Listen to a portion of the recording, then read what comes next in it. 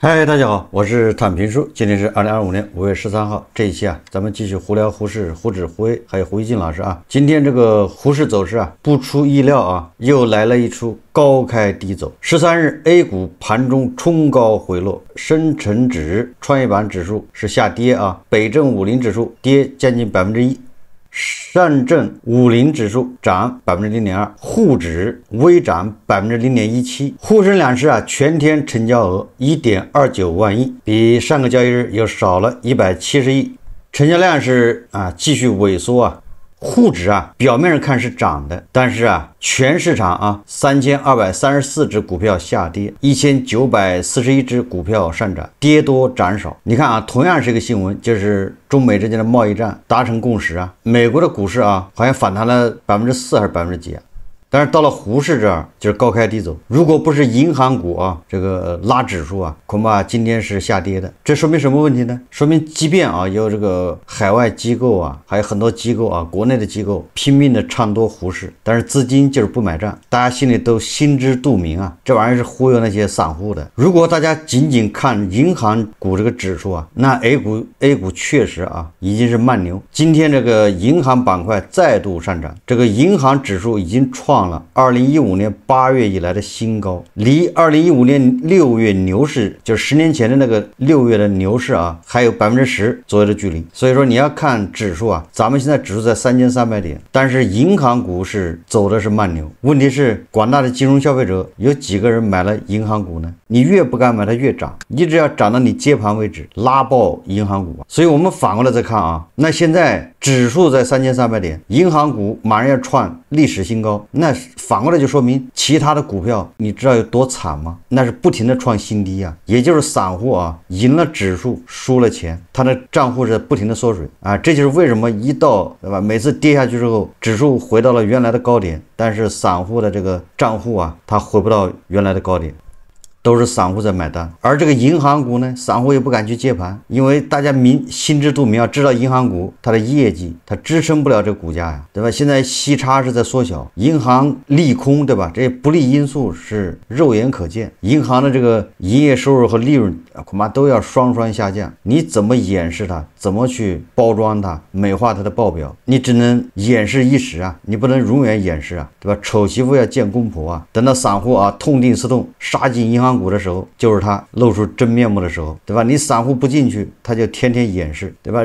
咱们炒股总说成长性，咱们提倡这个叫长线投资吗？耐心资本吗？长线投资耐心资本，那对应的是什么？对应的就是你忽视你这股票有成长性我长线持有。那大家想一想，银行股有什么成长性呢？不太清楚你说你买的是个人工智能，是个什么算力，什么 AI， 你讲故事说成长性还能说得过去，你说银行有什么成长性？我在以前节目说了你看看美的的这个指数人家是靠7个科技股它支撑指数，而我们呢靠几个国有银行来支撑指数，这就是差距，这就是为什么这个胡适走不好的原因之一。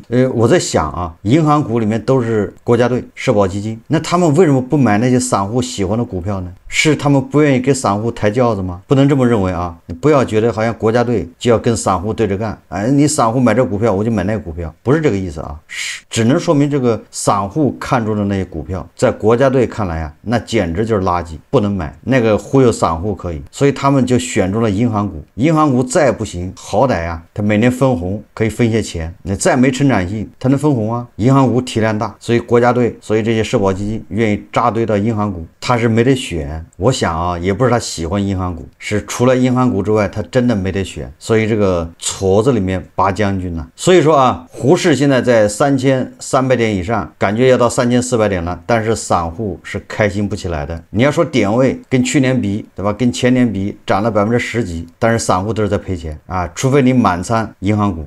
一切责任都在特朗普。特朗普4月2号宣布什么美国解放日，给全球加关税，结果咱们胡适也就稀里哗啦的跌下来了。这一跌大家都跌，散户那是真金白银的付出去了。但是这个现在啊，指数回来了，散户的这个账户啊，他没回来，你说这找谁负责任？美股人家已经啊，把那个特朗普这个关税影响已经抹平了，哎，咱们股市也算是抹平了，但是啊，唯独散户的这个账户啊，又瘦了一圈啊，也就是咱们的散户为特朗普的这个关税战、贸易战买了单。但是就这个，有很多人，你比如胡锡进老师还在那高喊，哎，咱们赢麻了，美国贵了。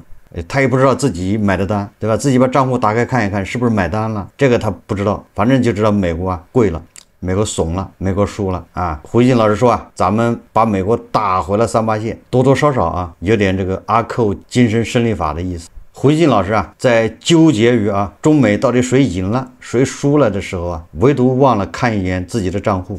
我们再看看这个海外机构啊怎么看待胡适的。这个财联社报道啊说，也曾将中国股票评级上调至战术超配，投行纷纷看好中国股票，也曾大谈战术超配，花旗上调恒生目标价。财联社5月13日讯，在周一，中国和美国达成贸易休战后，目前全球金融机构正在重新考虑对中国股票的前景的预测。周一，美国和中国在日内瓦达成协议，双方大幅降低双边关税水平，美方取消了共计91%的加征关税，中方则取消了91%的相应反制关税。此外，美方暂停实施24%的对等关税，中方也相应暂停对等的反制关税。这一进展让各地的金融机构情绪高涨。从今天的股市表现来看啊，那这是美国的这些机构啊情绪高涨，咱们国内可是风平浪静啊，稳坐钓鱼台，毫无波澜，对吧？股市是高开低走，说他们纷纷表达了对中国增长前景的乐观看法，并表示正在修改他们对中国股票的展望。反正今天股市可没有体现出这一点啊。野村证券在中美贸易谈判后的一份报告中说啊，已将中国股票评级上调至战术超配，并称将把部分资金从印度转至中国。你看看啊，他说的叫战术超配，那言下之意就是来打个短线啊，搞个游击战，来割一把就走，战术嘛，它不是战略超配啊，来搞个短平快，就这意思。拿什么钱来搞个短平快呢？从印度啊把钱抽出来，到中国来搞个短平快，你说这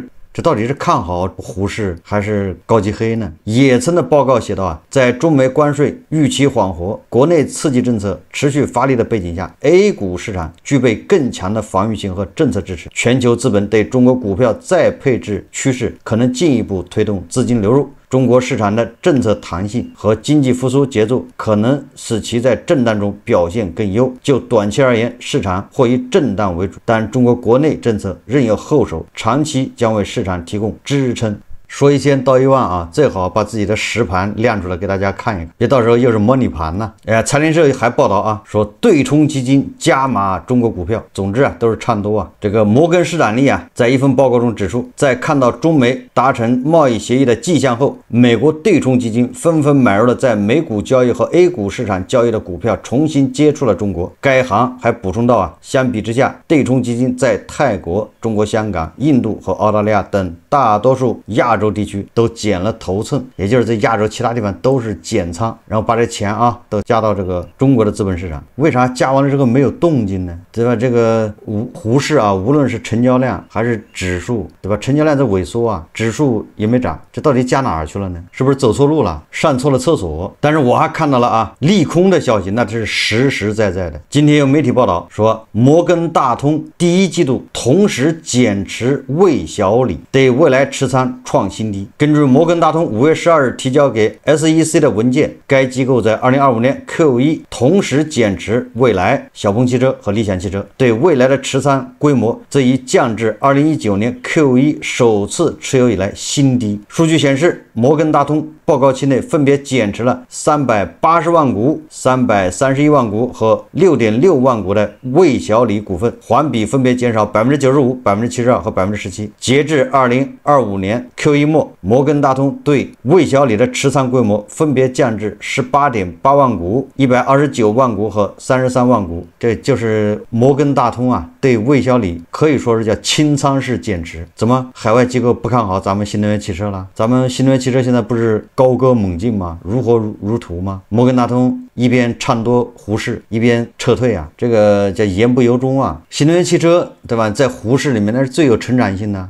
咱们现在能拿出来秀的就是新能源汽车了，结果海外机构他不看好，那他看好啥呢？所以这些海外机构嘴上唱多做多，实际行动呢恐怕是相反。我们看看北京商报他今天又发表一篇评论，很有意思他说重长轻短，重塑 A 股价值，也就是提倡长线投资，轻这个短线交易。近年来，监管层一直在推动和引导中长期资金入市，短线投机情绪则平稳回落。曾经的打板族、超额收益神话早已不复存在，日涨停股数量更是较以往出现明显下滑，说明 A 股的生态正在持续优化，这为 A 股更加稳定发展奠定了坚实基础。说长短线资金是 A 股市场生态的交易主体，两者既相辅相成，又此消彼长。从市场稳定性角度而言，长线资金占比越高，投机性越低，市场波动率越小。很长一段时间来 A 股生态中短线投机占比一直较高。与此同时，涨停板制度的存在在一定程度上激发了短线资金的投资热情，甚至衍生出涨停板敢死队这一特殊超短线交易群体。一年数十倍上百倍的收益神话让无数中小投资者趋之若鹜。打板族说到底是过度投机者，当 A 股不是赌场，投机暴富更不是 A 股的应有之义。短线投机的最大危害在于不研究公司基本面，只炒概念，扭曲了市场的价值发现功能，还可能成为滋生股价操纵的温床。那是不是说明这个市场现在真的是重长线投资，而轻短线投机呢？这些交易呢，事实上根本就不是只是现在已经指数到了这个点位，所有的概念都已经轮动过多少遍了，没有什么好炒的。尤其是对吧，最后一波垃圾股都炒完了，连退市股都炒过了，暂时的偃旗息鼓而已。要说资本市场它的根本性问题，这些散户游资的炒作是一个问题之一，但是它还排不到前几号，排在散户化，对吧？这些游资炒作打板，对吧？炒东南西北中发白这些赌徒，排在他们之前的还是上市公司自身的质量，还是上市公司业绩造假，还是上市公司欺诈上市。这个它的这个对股市的危害也排在这个散户前面。这一直是我的观点这个咱们参与者散户化，这个对市场不好，但散户化的危害还没有上市公司本身这个违法犯罪它的危害大。那毕竟是散户炒作，对吧？买卖那是天经地义，你也不能管我。因为我到资本市场，我就是买卖图这个乐趣虽然我眼光短浅，虽然我喜欢炒东南西北中发白，但这我也不犯法，对不对？你只能说我投机，你只能说我赌徒，我这是违合法的。人家上市公司乱来那可是犯法，所以对胡适的危害，上市公司乱来这个危害更大。当然了，比上市公司危害更大的那就是制度设计，就是你这个市场到底是干什么用的？就是我这个市场就是为这个大股东为这些机构解套用的这个提高直接融资比率降低银行的风险，对吧？股民来买单，那股民来承担这些实体企业的风险，而不是一个平衡。那你这个胡适能好得了吗？对吧？人家上市就是为了让散户来解决问题的。也就是说你这资本市场的定位，中国人民大学的这个吴晓球教授他最近他又说中国需要一个强大的资本市场。过去融资定位不考虑投资者利益，只为融资者服务的市场不能成长。大家看视频未来的中国资本上一定是非常强的。传统金融虽然很重要，但是它慢慢的重要下降。但是很多人说你这个是梦想，在中国是不可能的。中国永远是一个非常强大的银行体系，对。我说是一个非常强大的银行体系，它一定要保持着非常强大的资本市场，这两者相辅相成。在中国说没有强大的银行体系，确实，中国的金融文化决定了中国的金融结构。但同时呢，金融的未来发展趋势决定了中国金融结构性的变化。我说这句话的时候，很多人认为我这个在冒进，实际上不是。今天的中国已经显现了这个分化，在20几年前是很难看的，30年前更难看。30年前，中国把资本上定位是一个零售市场，这当然是比较优秀的。而且正是因为这个定位，给未来的中国资本市场带来了太多的问题。它只为融资者。只为企业，他根本不考虑投资者的利益保他从法律制度政策规则都在维护融资者，所以这个市场不能成长不能成长。这来自我们最开始的比较实用主义的想法实际上资本市场是现代金融实用的基础。这个在2023年10月底的中央经济工作会议上，我们国家第一次提出来了，要充分发挥资本市场的枢纽作用。这是我迄今为止看到的对资本市场可以说最准确定位的一个论断啊，我是对这个判断是高度的赞成。也就是说，它是枢纽作用啊，它这个枢纽比核心作用还大。一个人的枢纽是把心脏四通八达。这个观点呢，我在快4年了啊，咱们这个栏目第一个节目，对吧？就建议大家不要炒沪市啊，不要炒中概股。我在那个节目里面就已经说了，为什么不能炒这个股票呢？就是因为咱们股市啊，它成立的目的，咱们的资本市场是为企业融资服务的，不是为你来发家致富的，不是为你什么创造一个你享受或者跟中国经济一起发展的这么一个成果，这么一个分享。那你想多了，它是解决企业融资难的问题。所以我再举个例子啊，就是当我们政府，当我们主管部门，我们在考核、在表彰我们这个资本市场取得的成就的时候，他从来不说我让2亿散户赚了多少钱，这个不是成就，对吧？它的成就是什么？今年又发行了多少家上市公司，融资了多少钱？你看看人考核的指标，他不是说我今年让散户都赚了钱，90%的散户都有利润，所以你就知道了股市不是让你来赚钱的。当然，现在因为这个考虑到股市目前这个情况，所以这么心寒的话，这么诛心的话呀，不宜多说。所以我说的是刚才是资本市场的定位。你再说这个上市公司呢，就是没有最奇葩，只有更奇葩呀。经济观察报报道说有一家上市公司把会计师事务所给告了，要他赔偿3800万。就是上市公司把审计机构给告了，为什么告呢？这个经济观察报说年报难产，新 SD 恒利状告会计师事务所，索赔超3800万元。近日，新 SD 恒利000622发布公告称公司收到法院受理案件通知书，公司诉深圳旭泰会计师事务所谭旭明、林辉、王平平侵权责任纠纷一案起诉状岳阳楼区法院已收到并决定受理。其中，谭旭明为旭泰会计师事务所执行事务合伙人以及项目签字注册会计师，尹琴为项目签字注册会计师，林辉为风险管理审核经理，王平平为现场负责人。你看会计师事务所以及几个主要负责人统统被上市公司告了。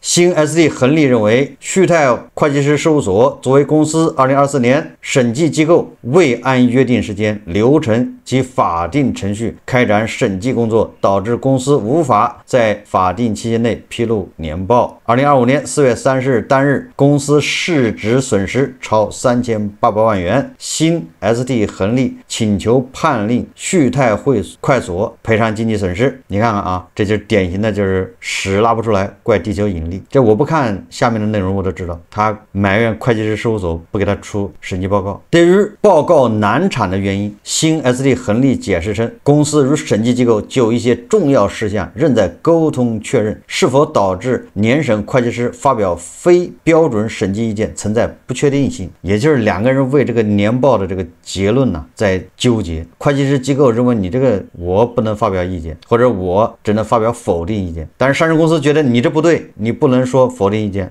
你得来一个标准意见。两个人就为这个争执恐怕就出不了报告。恒利实业与旭泰所之间的合作始于2024年年底。2024年12月30日，新 SD 恒利发布关于改聘会计师事务所的公告，也就是去年年底的时候他临时换所，把那原来的所给他赶走了，改聘一个新的会计师事务所。一来之后从2025年1月1号到4月30号这4个月时间实际上这个非常紧。因为一个新的会计师事务所对你这家上市公司所有历年的数据都要梳理它虽然是审计的是2024年的年报，但是你前面的他也得要了解。然后作为一个新的业务，人家对你的客户、对你的这个供应商都要去了解，对你的业务重新研究，这个时间紧，任务重。而且一般的到年底突然换所，就说明这家公司本身就有问题。原来的会计师事务所都两人不合作了吗？那肯定是有问题新 SD 恒利表示公司全力协助旭泰快所开展工作，且已支付合同全部费用，但审计机构未按照审计业务约定书以及总体审计策略规定时间如期出具审计报告。新 SD 恒利认为，旭泰快所主观存在侵权故意，且存在审计时间安排不合理，人员未勤勉尽责，工作安排失当，人员配备不专业。说其中5位现场审计人员不具备注册会计师资格证，获取审计证据不扎实且沟通不及时等问题。新 SD 恒利称经过多次催促，旭泰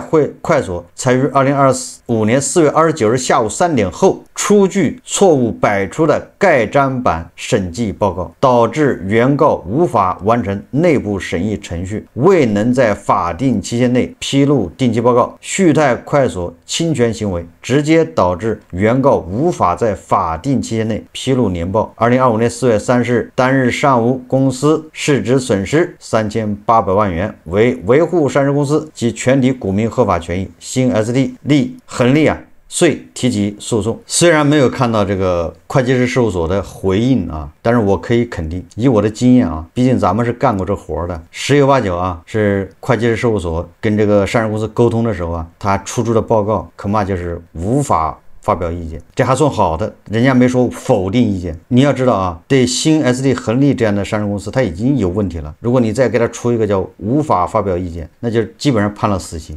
就是他这个年报说的啥咱也不知道没有一个他都是自说自话，就跟那网红超市一样自说自话嘛。他一会儿说他赚了2个亿，一会儿说他爆改别人捐了8000万，这不就是自说自话，没有证据。审计机构怎么说你让我怎么确认呢？然后审计机构肯定就会跟着上市公司沟通说这玩意你可不行这我只能给你出对吧，那个无法发表意见了。上市公司说不行对吧，我这个对吧，你要的凭证都在这儿，是你水平不行，两人就扯皮。我告诉你这个官司可以说吧，我现在就断定新 SD 恒利他赢不了，因为问题肯定在他这儿。以我的经验这个会计师事务所他接了这个活之后这会计师事务所不傻，人家一旦接了这活，这叫麻烦，烫手的山芋，这个钱他也要赚。我估计这个的审计费200万300万他要赚，这钱不赚谁跟钱有仇他要赚，但是他也不想背锅。所以说会计师事务所接到这个活的时候，他一定会跟当地的证监局会要去汇报的，报备，他要跟证监局先沟通，说我要给这家公司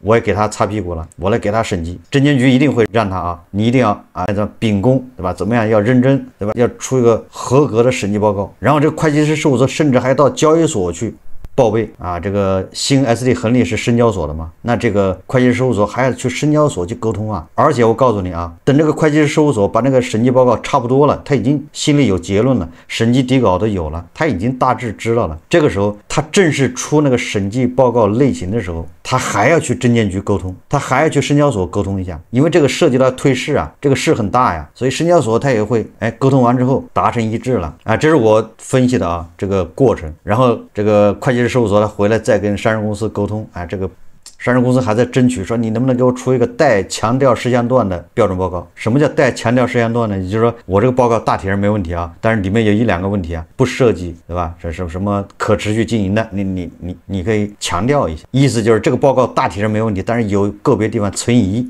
那人家不干呢，人家可坚决不给你背锅，因为到时候罚款赔钱，那会计事务所是跟着承担连带责任的。我认为十有八九是问题出在这个上市公司身上。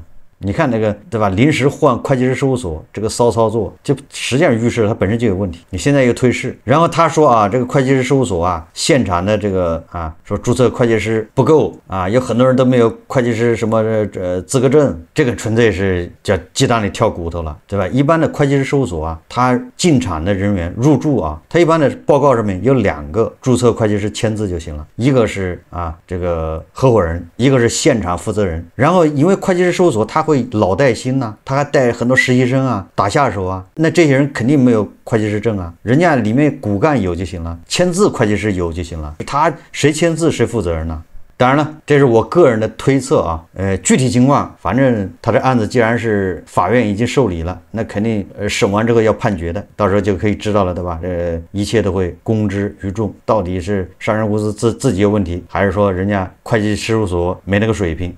耽误了出年报的速度。但你听完这些故事的时候，你还能认为胡适还要走牛，对吧？还要4000点，14000点，你这些垃圾公司不把它清掉，你什么奇葩的事情都能发生。我一直拿美国的股市举例子啊，你看看那个贾老板，贾会计搞个乐视啊，现在退市了啊，你看在那个创业板风生水起，什么财技都用过了。但是你看他在这个美股搞了个法拉第未来，是吧？你看他老老实实的，是龙你得盘着，是虎你得卧着，他敢在那儿玩花招吗？玩花活吗？